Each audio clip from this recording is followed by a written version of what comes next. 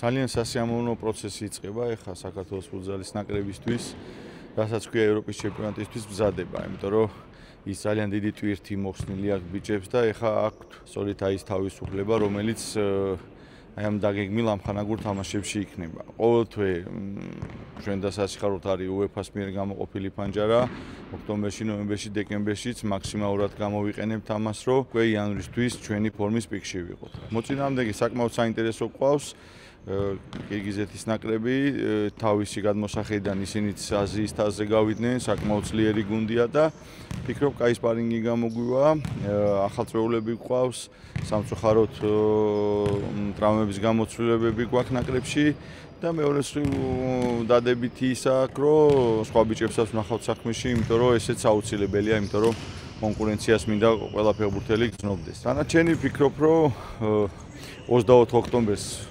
ველოდებით ყველა ერთად, აი მანდ უკვე გამოჩნდება ყველაფერი, ჩვენი მოწინააღმდეგეები და დეკემბრის ფანჯარა სწორედ აი უნდა შეირჩეს ისეთი მოწინააღმდეგე, რომელიც აი ჩვენი ჯგუფის დონის იქნება, მსგავსი თამაშით იქნებიან ისინიც და საინტერესო პროცესი თავიდან ვახსენე, იმიტომ რომ აი ეს ევროპის ჩემპიონატზე გამგზავრება ძალიან ბევრს ნიშნავს რა.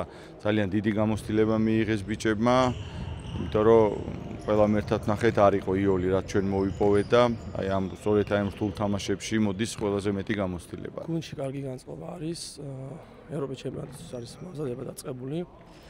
ამ თვეში ორი თამაში არის.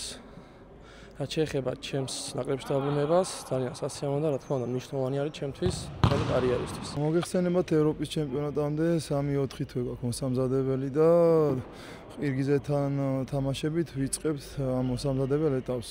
6-8 ამხანაგური თამაში გეგმება და ძალიან კარგია, რომ ამდენი საშუალება გვექნება ბიჭებს, ძმელებს საუკეთესო ფორმაში შესასვლელად. რაც შეეხება ხვალინდელ მატჩს, ჩემთვის მეასე თამაშია და ორმაგად სასიხარულოა ესეთ დროს სტადიონზე ყოფნა.